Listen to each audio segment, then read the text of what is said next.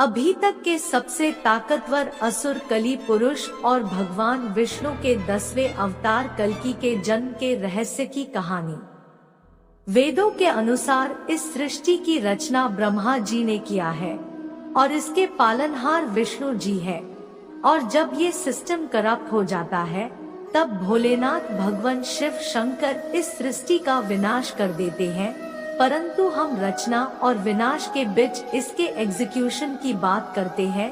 इस सिस्टम यानी इस सृष्टि को चलाए रखने के लिए भगवान विष्णु का अवतार होते रहता है।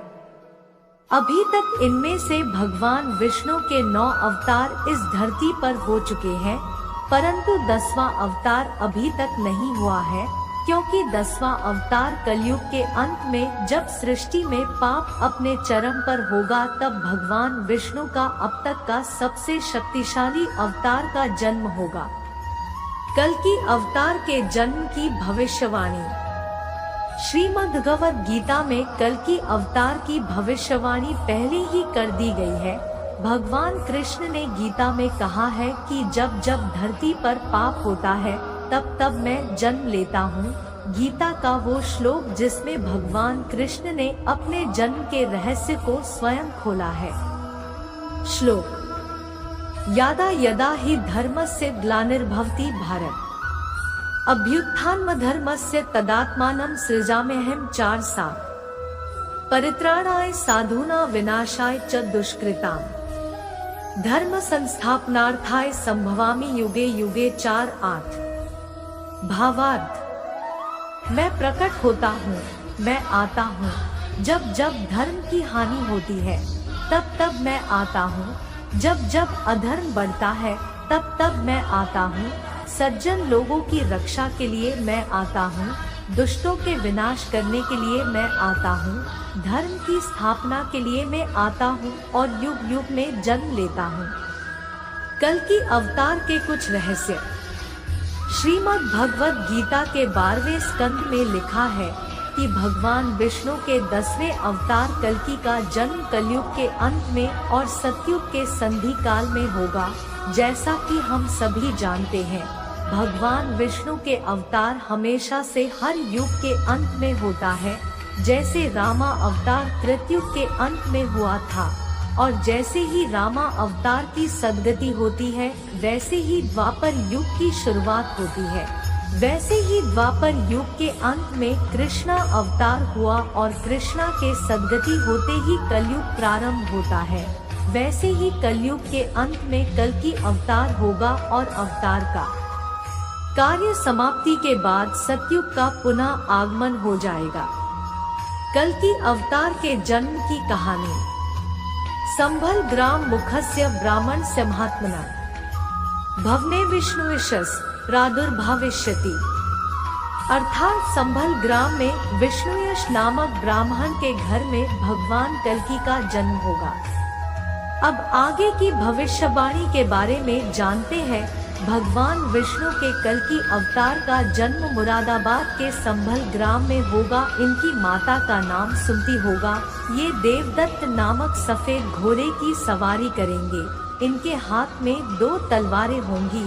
ये अवतार निष्कलंक अवतार होगा। कहा जाता है कि भगवान राम में 12 गुण थे, कृष्ण में 16 गुण थे, परंतु कल्कि अवतार में कुल 64 गुण होंगे।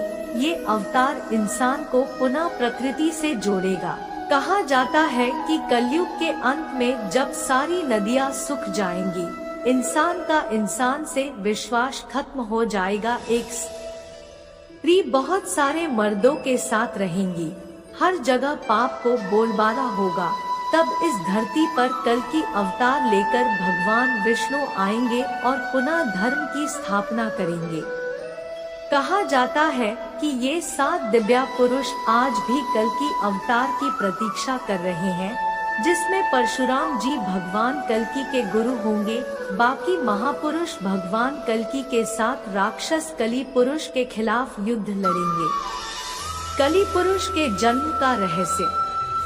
कली पुरुष के जन्म के रहस्य को जानने के लिए हमें इस सृष्टि के रचना स्रोत के समय में जाना होगा, यानी सतयुग में। एक बार ऋषि दुर्वासा इंद्र देवता से मिलाने स्वर्ग लोक गए हुए थे, परंतु इंद्र देव वहाँ नहीं थे। वे किसी राक्षस का वध करके अभी स्वर्ग लोक आए हुए थे।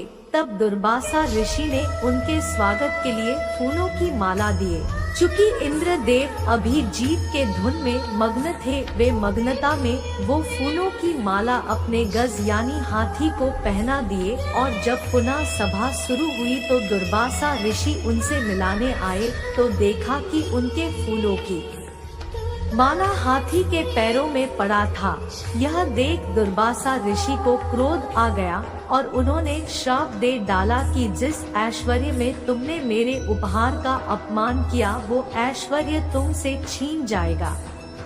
उसके बाद धन और मान की हानि होने लगी, देवता कमजोर होने लगे। तब सभी भगवान विष्णु के पास पहुँचे। भगवान विष्णु ने उन्हें समुद्र मंथन के लिए कहा और बोला कि आप लोगों पुनः पहले जैसा होने के लिए क्षीर सागर के अमृत की आवश्यकता पड़ेगी। चूँकि देवता अभी कमजोर थे, इसलिए इंद्र देव ने असुरों के राजा बलि से समुद्र मंथन के लिए मदद मांगी। पहले तो राजा बलि ने देवताओं को मना कर दिया। वे जानते थे कि देवता असुरों के साथ छल करेंगे, परंतु शुक्राचार्य के कहने पर राजा बलि इस शर्त पर तैयार हुए कि जो भी समुद्र मंथन में निकलेगा उसका बंटवारा होगा। तब मंदराचल पर्वत को गरुड़ देव ने अपने चोंच में उठाकर क्षीर सागर में रखा और सर्पराज बासुकी को उस पर्वत में लपेटकर रस्से के रूप लिया गया। राक्षस गण बासुकी नाग के मुख की ओर और देवता पूंछ की ओर लगे थे, परंतु मंथन हो नहीं पा रहा था क्योंकि मंदराचल पर्वत का आधार घूम नहीं रहा था। तब भगवान विष्णु ने कच्छ यानी कछुए का अवतार लेकर मंदराचल पर्वत को अपने पीठ पर रखा। इस प्रकार मंथन की शुरुआत हुई। उसमें से बहुत सारे कीमती आभूषण के साथ पहले हलाहल नामक तेज विष निकला। भगवान विष्णु को इस विष के बारे में पहले से ही पता था।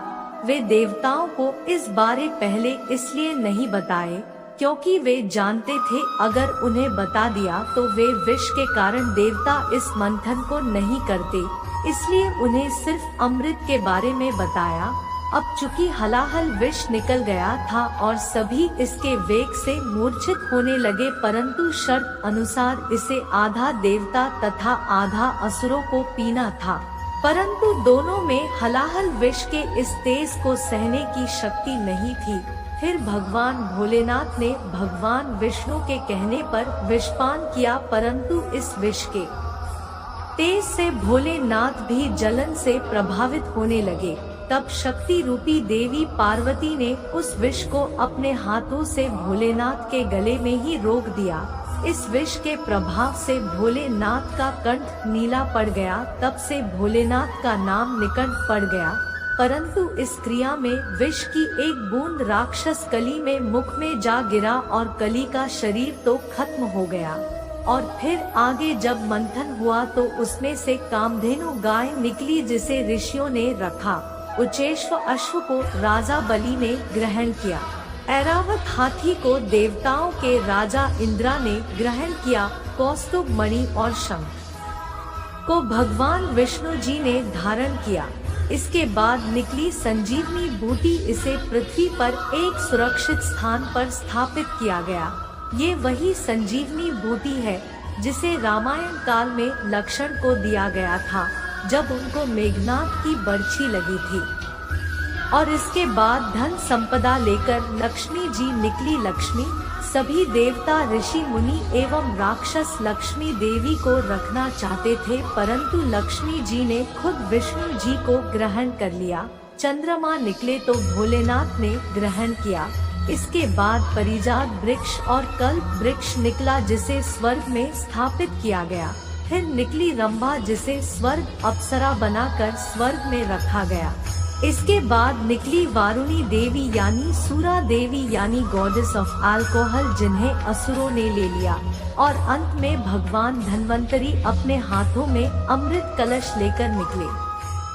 इसी अमृत की छिना छपत में कुछ बूंदे समंदर जा गिरी, जो उज्जैन, नासिक और इलाहाबाद में गिरा था, और कहा जाता है कि हर 12 वर्ष पर फिर से वो अमृत प्रकट होता है। उस वक्त स्नान करने से रोग दोष दूर हो जाते हैं, और इसी अमृत की कुछ बूंदे कली पुरुष को भी मिल गई, जिससे वो फिर से जीवित हो उठा, परंतु वो भौतिक रूप में न आ सका।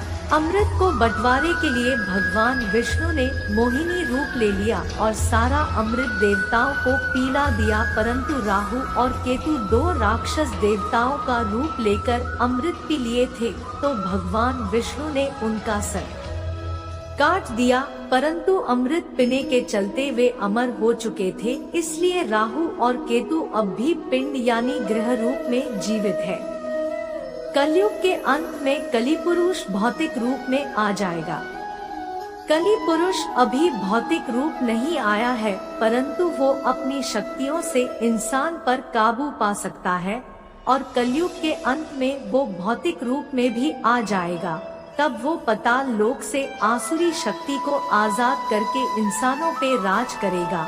तब भगवान विष्णु का कल्कि अवतार होगा, जो 64 गुणों से लिप्त माहिर योद्धा होंगे, जो अब तक के सबसे शक्तिशाली राक्षस कली पुरुष से लड़ेंगे और इंसानों को उसके प्रभाव से मुक्त करेंगे। परंतु इस युद्ध में कली पुरुष के तरफ से भी इंसान लड़ेंगे, क्योंकि तब तक धर्म पूरी तरह नष्ट हो जाएगा। इंसान भगवान को पहचान नहीं पाएंगे, परंतु अंत में सब ठीक हो जाएगा और सतयुग का प्रारंभ होगा।